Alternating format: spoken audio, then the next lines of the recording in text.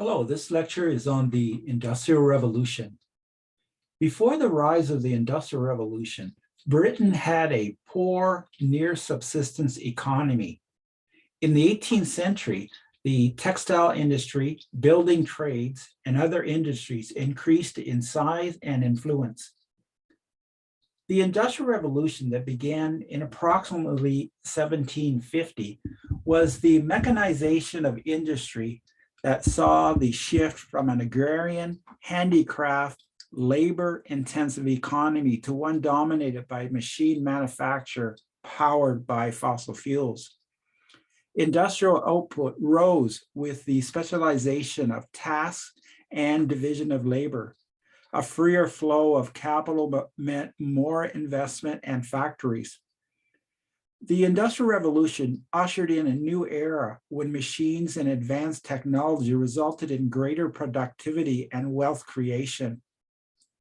Many welcomed the higher standard of living that industrialization brought, but others were less enthusiastic about the growth of capitalism and industry. Industrial innovation was slow in the pre-1700 period. There were political leaders who feared labor-saving innovations, believing they caused unemployment. For example, in 1638, the British government prohibited the use of a Dutch swivel loom that weaved more than a dozen ribbons simultaneously. The lack of power sources and building supplies also stifled innovation and industry. Because productivity was at a modest level, commercial exchange was mostly local. Cities and towns depended on their food supplies from crops in nearby fields. There were limitations to food production. Marxist historians tend to see the pre-industrial society in a more positive light. Some argue that the British common masses in the pre-industrial years were guided by traditional rights and customs that gave them a voice, all of which had the support of the wider consensus of the community. Marxists argue that this consensus was usually strong enough to override fear of the wealthy class, which included the aristocracy who owned much of the land, and entrepreneurs and merchants who would become wealthier as the economy expanded. If the wealthy class overstepped itself, the common masses responded with action. Bread riots, for instance, occurred within a popular consensus as to what were legitimate practices in marketing, milling, and baking. This relationship constituted what Marxist historian E.P. Thompson called the moral economy. With the moral economy model, marketing was to be direct, thus eliminating the middleman. In other words, marketing was to take place from the farmer to the consumer. Farmers were to bring their product in bulk to the local market. At the local market, the poor were given the first opportunity to buy grain and flour. After the purchases of the common folk, dealers took their turn with purchases. There were restrictions. The market was controlled. The farmers could not sell their products in the field or withhold from selling it in the hope of selling later at higher prices. The dealers were not to buy standing crops or purchase to sell later. The economy with local and regional corn and other crops were expected to be consumed in the region they were grown. A regional consciousness was demonstrated when the people blocked roads to prevent products leaving their region to go where greater profits could be made. In addition to market supervision, there was consumer protection. Millers and bakers were viewed as servants of the community. The ideal format envisioned by Marxists was that producers worked for a fair allowance rather than for higher profits. If a producer attempted to sell his products at an elevated price, the people might riot. The moral economy gave little attention to incentives for commerce or productivity. With the possibility of little or no profits, there were fewer producers willing to risk investment with larger scale food production. Innovation and entrepreneurship were also more difficult when mercantilism ruled in the pre-industrial age. The mercantile system stimulated exports and penalized imports. The idea was for political leaders to enable a nation to export more than its imports, causing a net inflow of gold to pay for the difference. Having colonies was an advantage. A nation's accumulation of gold was key. Mercantilists saw the world as economically finite. The economic pie did not grow in their understanding. Each nation strived to take a bigger piece of the economic world pie than anyone else. For example, any increase of gold for Britain was a loss for France or any other nation. The idea of a country having a large treasury chest they're there to use for national defense or for other reasons had the support of elites. The idea of a competitive advantage in aggregate wealth over other nations was accepted by the governing class. However, this system did not necessarily benefit most citizens. Mercantilists were not interested in maximizing the standard of living of their nation. In the words of economist Thomas Sowell, the repression of wages by imposing government control was considered by them to be a way of lowering the cost of exports, creating a surplus of exports over imports, which would bring in gold. In the mid-1700s, it became clear to some that mercantilism was a flawed system. Change took place. The most prominent economist of this transformation was Scotland's Adam Smith, who wrote The Wealth of Nations, published in 1776. Smith is regarded as the father of economics. He argued that a free market capitalist system improved everybody's standard of living. Contrast to the moral economy model, he saw competition and the free market in a positive light. Contrast to mercantilism, he wanted a better life for all citizens. Smith was born in 1723. He was a sickly child who had a great passion for reading. He began university at the age of 14, attending the University of Glasgow and then later Oxford University after winning a scholarship. His first book, The Theory of Moral Sentiments, was published in 1759. His The Wealth of Nations discussed what caused the national standard of living to rise and what impact government policies had on the economy. He concluded that mechanization and the division of labor generated economic growth.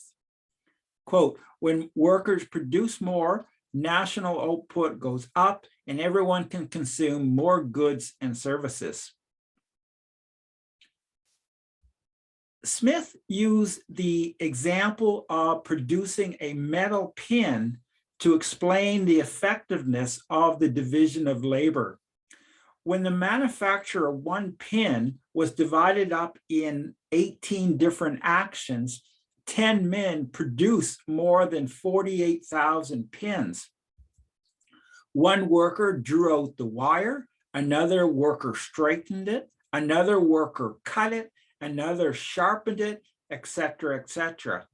If one man attempted to manufacture a pin by himself, his labor might result in no more than 20 pins in a day's work. Smith also concluded that free trade gave nation greater wealth. gave a nation greater wealth. This could not happen with an economy that was mainly local and regional. Free trade enabled the British firms to obtain goods more cheaply from abroad. Another benefit of foreign trade and competition was fewer monopolies, which hurt consumers and hampered economic growth. Smith's analysis of taxation was influential. It was best if taxes were proportional, stable, levied at appropriate times, and were collected in an efficient manner. This, of course, all hoping to avoid people evading taxes. The best taxation policies were those that did not hinder business and economic growth. Smith's discussion of the topic of self-interest was thought-provoking. He explained that the exchange between two parties where there is no coercion or violation of freedom will only occur if each side benefits. He also pointed out that people who pursue their own interests will provide benefits to society in general, even if it was not their intention to do so, as it is often the case. And a popular quote of Smith is, it is not from the benevolence of the butcher, the brewer, or the baker that we expect our dinner, but from their regard to their own interests. Smith's invisible hand metaphor speaks of the general benefits that come from self-interest. The genius of Smith was the convincing way he defied the mercantilist notion of a zero-sum model that said one party's gain was another party's loss. Smith's ideas correlated with the first stage of the Industrial Revolution. Prosperity came to Britain first because it was a leader in industrialization. Britain's island location granted it protection from continental warfare. It had a long coastline, many natural harbors, and navigable rivers. Britain's transportation system of rivers and canals, which was more highly developed than other countries. It had a large supply of iron and coal to fuel and build factories.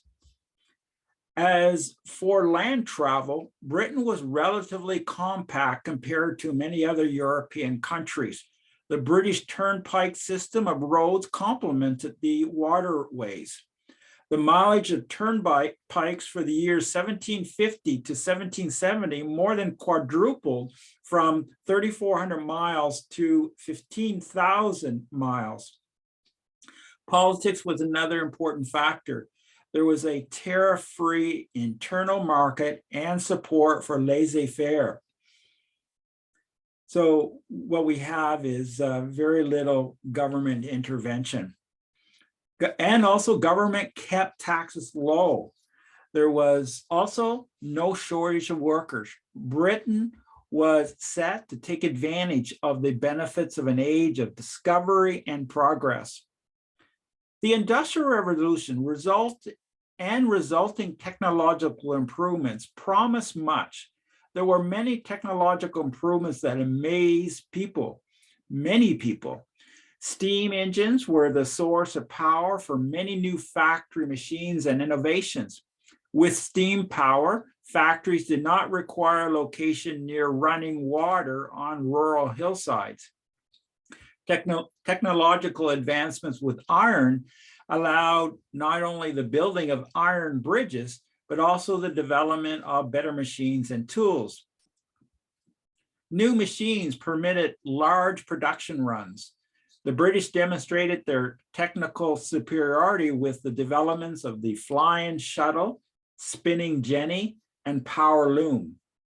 In Britain, technology advanced where coke, an almost pure form of carbon, replaced charcoal as a fuel to run machines.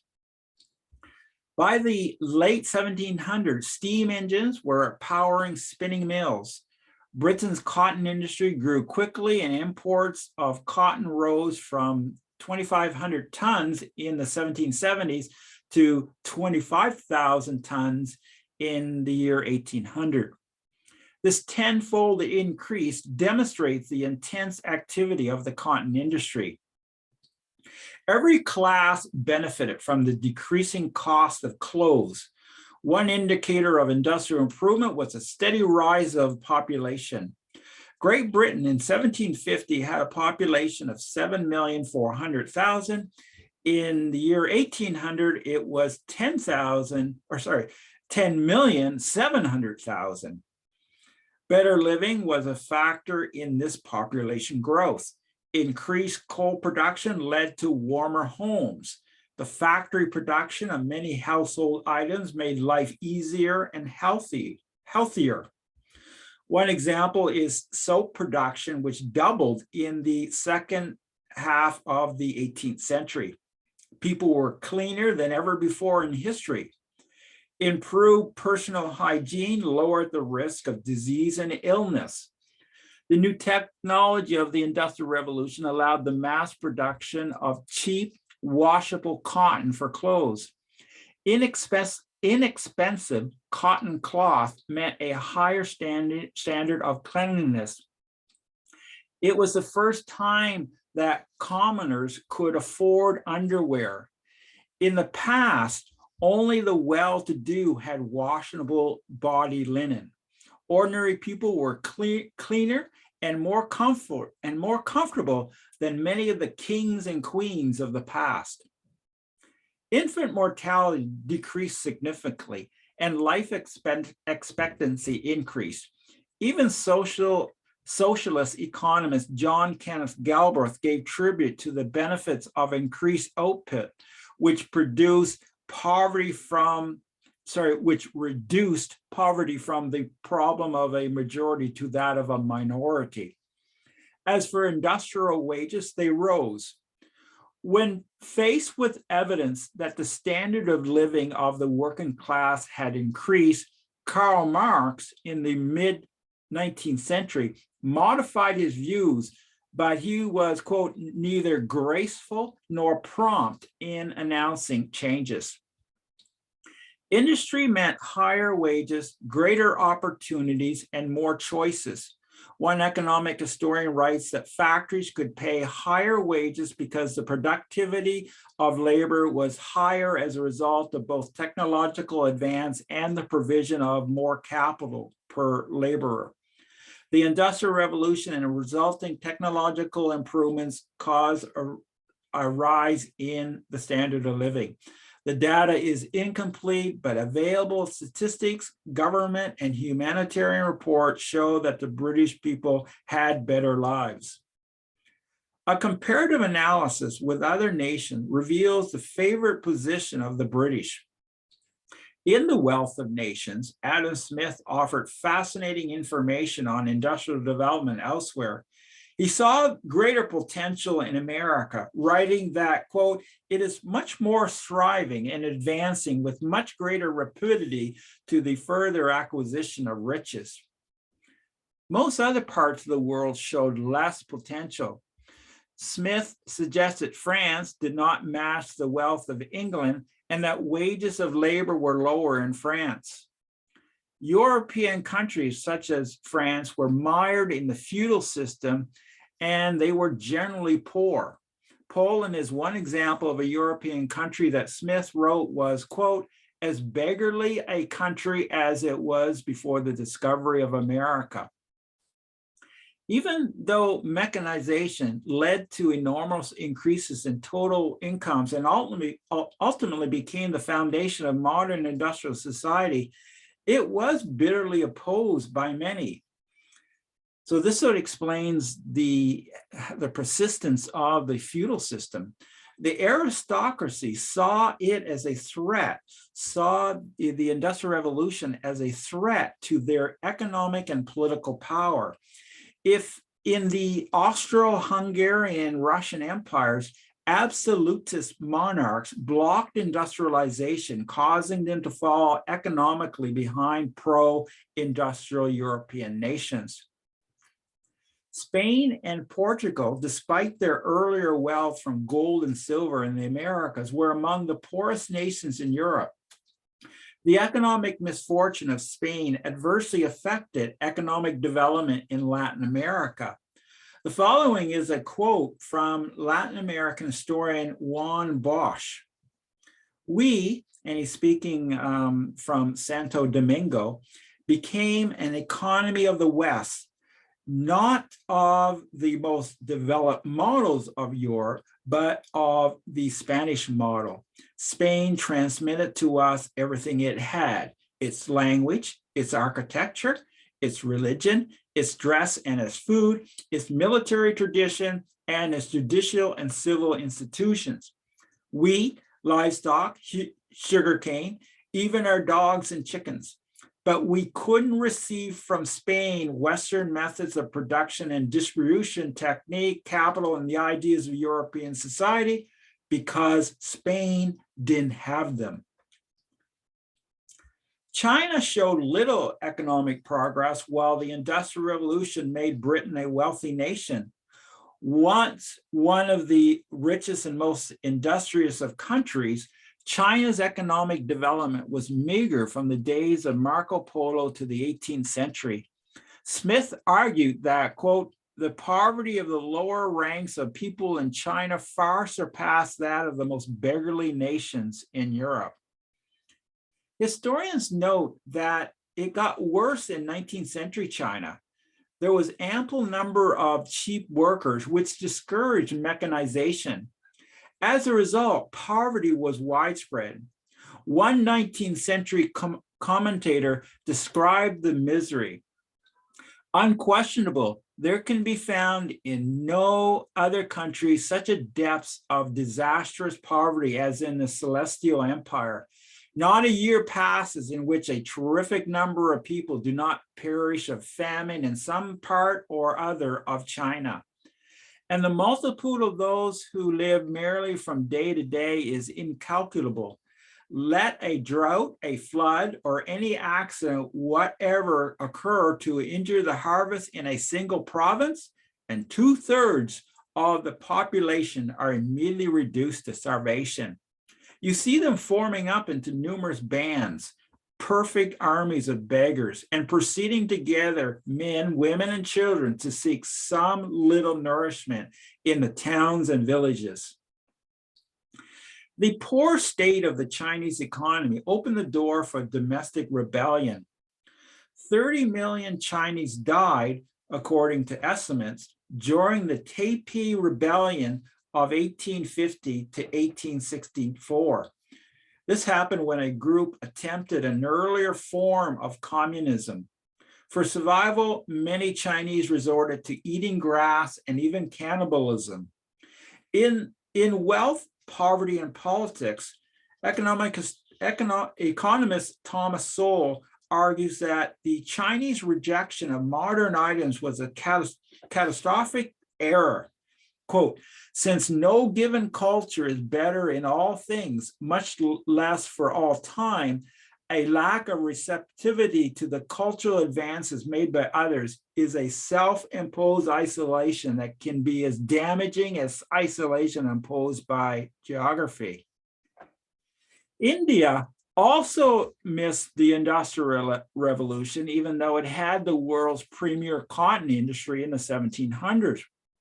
In India, there was no significant mechanization of labor-intensive cotton industry. Indian workers who did the spinning and weaving of cotton lacked incentive or the means to pursue technological innovations. Indian middlemen who had the capital to seek technological change were uninterested. There was always a good supply of workers for the cotton industry. To increase production, it was easier to simply hire more workers than to take the next step of investing and setting up machines and buildings. Indian culture saw hard work as appropriate. According to economic historian David Landis, Indian culture favored innovation only, quote, within the conventional manual context. Moreover, there was a reluctance to use iron in India. Indian society relied on rope and wood rather than metal materials. Its shipbuilding industry used ropes and glue rather than nails. When the British built railways in India in the 19th century, they learned that the Indian laborers moved earth and rocks in a basket on their head. They refused to use wheelbarrows. Landis writes that machinery was not the way for India because this would, quote, have entailed a shift from hand skills nurtured from childhood linked to caste identity and division of labor by sex and age. The old traditional way continued to keep people employed, especially Indian women and children restricted to a caste system. Compared to other regions in the world, the British did extremely well with industrialization. However, the Industrial Revolution was far from perfect. Marxist historians tend to be very critical of the revolution. Self-fulfillment through productive labor is a basic human need, but critics of the Industrial Revolution argued that, quote, once workers are employed by someone else, the work becomes external to them. The less control they have over their conditions of work and the finished products, the more they become separated from that work, from each other, and even from themselves as human beings. This is alienation. The Marxist argument goes that with the coming of industrialization, workers became alienated from nature, lost satisfaction in work, and lost some control over their lives. And it was Karl Marx who said that the laborer, quote, works that he may keep alive. He does not count the labor itself as a part of his life. It is rather a sacrifice of his life. Factory owners wanted workers to adopt factory discipline. They sought to create a new ethos of work order, and Marxists argued that work rules, formalized, impersonal, and occasionally printed, were symbolic of the new industrial relationship. Factory discipline could be unpopular and difficult to impose. For working women and men, dismissal or threats of dismissal were the main deterrent instruments for enforcing discipline in the factories. With their class conflict understanding, Marxists had little good to say about the job creators. Another issue was the introduction of labor-saving machines. Some argued that the use of machines threatened too many jobs. In 1786, 4 woolen workers petitioned for fewer machines. They declared the number of scribbling machines extending about 17 miles southwest of Leeds exceed all belief, being no less than 170. And as each machine will do as much work in 12 hours as 10 men can do in that time by hand, speaking within bounds, and they working night and day, one machine will do as much work in one day as would otherwise employ 20 men. We therefore hope that the feelings of humanity will lead those who have it in their power to prevent the use of those machines, to give every discouragement they can to what has a tendency so present to their fellow creatures. End of quote. These requests faced a major obstacles. Reformers who desired less machines were up against the fact that mass production gave citizens affordable products like never before. Certainly, factory work could be dangerous and abusive. Factories were often noisy and dirty. Of course, there were harsh criticisms from commentators focused on the negative aspects of factory life. What can be said about women and teenagers working in factories? To address this concern, the Sadler Committee of 1832 heard testimony from workers and employers. One 23-year-old man told how he had worked long hours in a factory as a child. When asked, he said his usual hours of labor were from 6 in the morning till 7 at night. Equally disturbing was his statement that he received corporal punishment for being, quote, too slow. Andrew a medical doctor and professor of applied science at the University of Glasgow, took the side of employers. He wrote the following in 1835. No master would wish to have any wayward children to work within the walls of his factory, who do not mind their business without beating, and he therefore usually fines or turns away any spinners who are known to maltreat their assistants. Hence, ill usage of any kind is a very rare occurrence.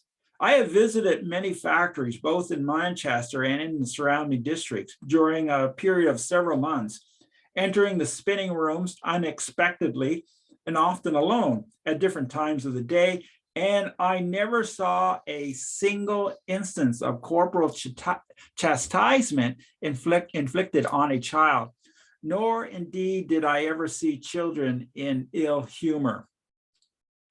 According to economic historian Rondo Cameron, critics who point to the employment of women and children in factories conveniently ignore that the employment of women and children in both agriculture and domestic industry was a phenomenon of long standing, which the factory system merely adopted.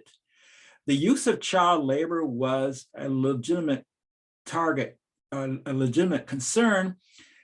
Certainly everyone would prefer a society in which children are free to play games. Unfortunately, that choice was not readily available in those years. Historian Susan Love Brown writes that for many of these children, the factory system meant literally the only chance for survival. Today, we overlook the fact that death from starvation and exposure was a common fate prior to the Industrial Revolution. Yes, children were working. Formerly, they would have starved. It was only as goods were produced in greater abundance at lower cost that men could support their families without sending their children to work. The major criticism of the Industrial Revolution for Frederick Engels was the living conditions of workers. Born to a family of German textile manufacturers, Engels collaborated with Karl Marx to promote communist ideology. Focusing on the living conditions of Manchester workers, the 24-year-old Engels wrote the following in 1844. Passing along a rough bank among stakes and washing lines, one penetrates into this chaos of small one-storied, one-room huts, in most of which there is no artificial floor. Kitchen, living, and sleeping room all in one. In such a hole, scarcely 5 feet long by 6 broad, I found 2 beds and such bedstands and beds, which with a staircase and chimney exactly filled the room. Everything which here arouses horror and indignation is of recent origin. It belongs to the industrial epoch. Engels, the wealthy communist, provided sensational accounts of the working class experience. To address worker concerns, there was important legislation. One example is the Factory Act of 1833 that limited the working hours of workers and encouraged government inspection of the workplace. To conclude, before the Industrial Revolution, most European governments were controlled by aristocracies. Many of these elites, whose major source of income was from the land and trading privileges, lost power with the coming of the Industrial Revolution. Consistent with the idea of creative destruction, manufacturing enterprises diverted resources from the land. This had a far-reaching impact. Capitalism blossomed. Entrepreneurs and job creators played a larger role in the wealth creation of Britain. No other region in the world could match the industrial progress of the British. In any assessment of the Industrial Revolution, one must go beyond the message of Frederick Engels and other writers distraught over aspects of industrialization. The Industrial Revolution was not conflict-free. Original sin does not allow such utopianism. Nonetheless, the Industrial Revolution allowed countless people to escape poverty. According to economic historian David Landis, never in world history had both the economy and knowledge increased at such a pace that they generated a continuing flow of improvements. The story was even better in the second half of the 19th century. Philosopher Michael Novak wrote, after 5 millennia of blundering, human beings finally figured out how wealth may be produced in a sustained, systematic way. In Great Britain, real wages doubled between the years 1800 and 1850, and doubled again between 1850 and 1900. Since the population of Great Britain quadrupled in size, this represented a 1,600% increase within 1 century. The gains in liberty of personal choice in a more varied diet, new beverages, new skills, new vocations, and increase accordingly. Thank you.